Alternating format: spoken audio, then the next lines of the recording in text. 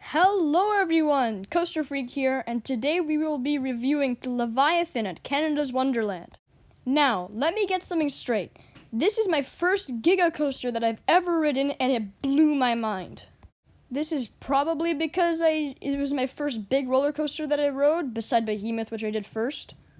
But still, again, I'm majorly influenced by that. And when I visit other parks, I'll probably be able to create a more accurate rating of this ride. But until then, here's what you got. Okay, so into the layout. So, Leviathan starts off with a 316-foot drop, I'm pretty sure. You go down it. This is an awesome drop. I love the drop. You go through an unthemed tunnel right there. You go through an overbanked turn here. Super smooth, no B&M rattle at all. I love this part. Small bunny speed hill right there. Then you go into a big airtime hill. That doesn't give as much airtime as I would have liked because of the trim brakes that they put on it. I hate trim brakes. Then you go into a big hammerhead turn there. I actually found it a bit more scary than the drop, which is kind of weird. I'll explain why later. You go through a small bank turn that kind of goes right. Trim brakes on the airtime hill again. I really hate trim brakes. You go down into a small overbanked turn here. And once you're finished the overbanked turn, you go down, you go up actually, the last hill, and you hit the brakes.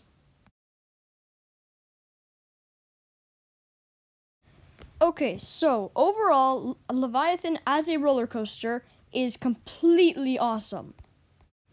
Aside from the drop, it has a lot of variety. It has the small speed bunny hills, the big airtime hills, the hammerhead turns, the overbank turns, the speed.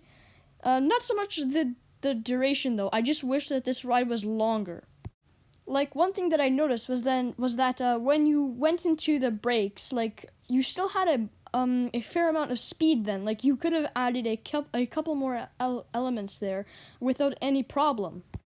But aside from the duration problem, the drops on Behemoth and Leviathan, the two coasters that I rode today, that are like the two big ones at Canada's Wonderland, their drops are like different than other coasters that I've ridden. Like with small coasters that I've ridden, like Dragonfire, the Aerodynamics Custom Looper, and the Bat, the Vekoma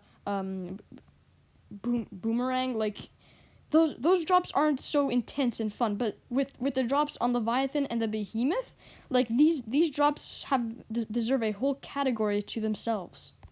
Like, I'm not exactly sure how to explain it. They're just like the drops are just awesome. Anyways, time for freak points. Drum roll, please. 9.99 out of 10 freak points. Again, this is a much higher rating than other enthusiasts would have given this coaster, and that's because it's my first Giga coaster that I've ever ridden. Like, I just rode it today. The adrenaline is still pumping through my veins. Like, yeah. I will be going to Hershey Park and Six Flags Great Adventure this upcoming summer. So by then, I might do a second review of the Leviathan and give it a more proper review. But up till then, this is the score that I'm going to give it, because it's true for me. As for how scary this is a pretty scary coaster. If you're just starting out coasters and you're like, oh, I can handle that. No, you have to like get used to coasters first before riding this. This is a scary coaster, especially that first drop. It wasn't as scary to me because I rode the Behemoth a few minutes before it.